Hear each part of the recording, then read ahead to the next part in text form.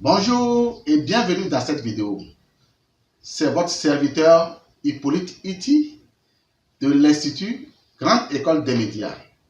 Grande École des Médias est un institut de formation professionnelle qui vous propose toute une gamme de formations en informatique.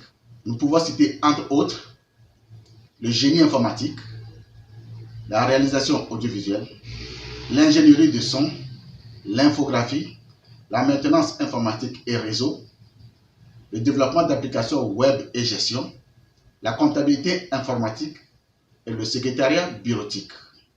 Aujourd'hui, nous allons voir ce que c'est que le masse d'écrêtage. D'abord, qu'est-ce que c'est que le masse d'écrêtage? Le masse d'écrêtage est une opération qui consiste à attribuer une forme géométrique à une image. Cette sortie sera un peu spéciale car nous allons voir cette même opération dans deux logiciels différents. D'abord, on va voir comment ça se fait en Photoshop et ensuite comment ça se fait en Adobe Illustrator. Sans plus tarder, nous allons passer à l'ordinateur pour réaliser cette opération dans les deux logiciels, à savoir Adobe Photoshop et Adobe Illustrator. À bientôt. Et sur mon ordinateur, j'ai les deux logiciels. Il y a d'abord Adobe Photoshop, ensuite Adobe Illustrator. Je vais réaliser l'opération masque d'écrêtage. On va commencer par Photoshop. Je suis dans Photoshop, le fichier est déjà créé. Là, je vais insérer un objet géométrique. Je prends à tout hasard. Je prends le polygone qui est à 6 côtés. Je vais importer une image vers Photoshop. Là, voilà l'image que j'ai importée dans Photoshop. Je glisse l'image à côté du polygone. Voilà. Voilà l'image à droite. Maintenant, quel est mon objectif? Je veux que mon image prenne la forme de ce polygone. D'abord, pour réaliser n'importe quelle opération au niveau de Photoshop, il est conseillé d'activer toujours la zone calque. Voilà, dans la zone calque, l'image est là. Voilà, dans la zone calque. Le calque 1 ici, c'est l'image. Le calque 2, c'est le polygone. Le deuxième calque, c'est le polygone. Voilà. Donc, déjà dans la zone calque, l'image occupe la première position. Donc, l'image est au-dessus du polygone. Donc, je l'envoie sur le polygone. Je dispose correctement pour que ça prenne toute la forme du polygone. Maintenant, je me redirige encore vers la zone calque. Avec le bouton droit de la souris, je clique sur l'image. Je clique avec le bouton droit de la souris sur l'image. Quand je clique, un menu contextuel apparaît. Et dans cette liste, il y a la commande « Créer un masque d'écrêtage ». Là, je l'active. Et vous allez voir que automatiquement, l'image prend la forme du polygone. Ceci étant fait, j'ai toujours la possibilité de redisposer l'image pour que ça pose bien.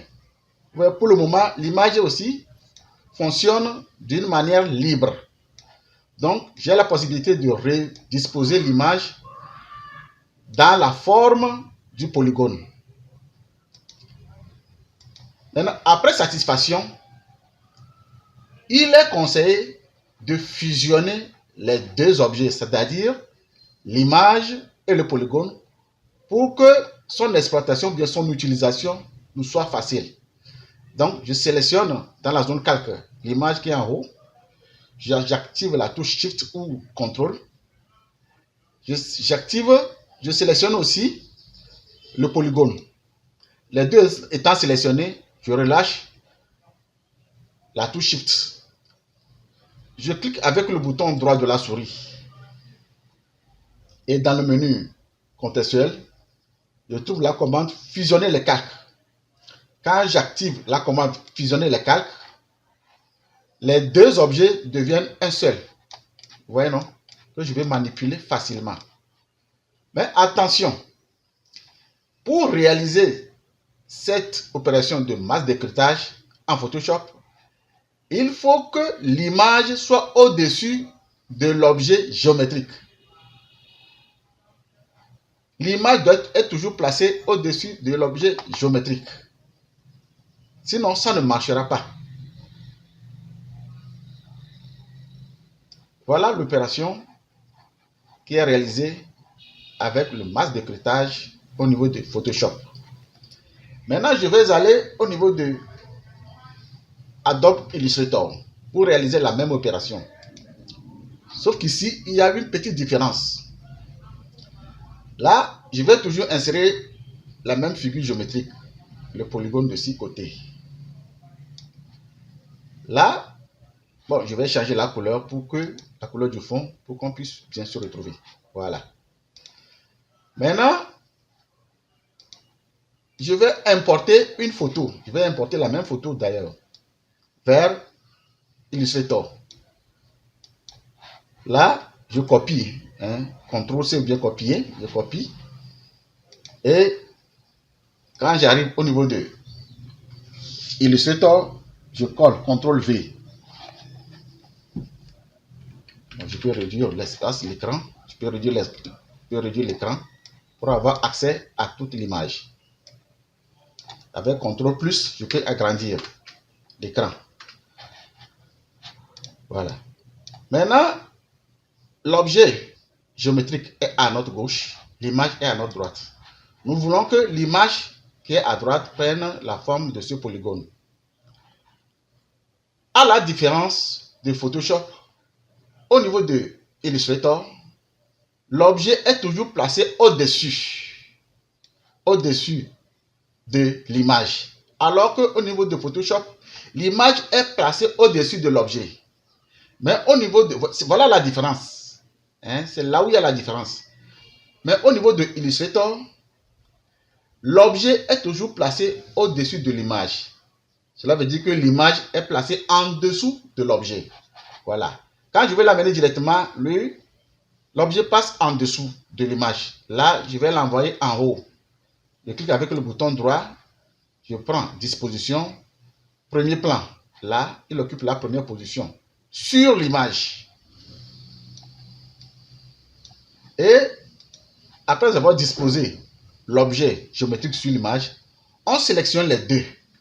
Là, il faut sélectionner les deux. Il faut encadrer les deux avec la souris en maintenant la pression sur le bouton gauche de la souris.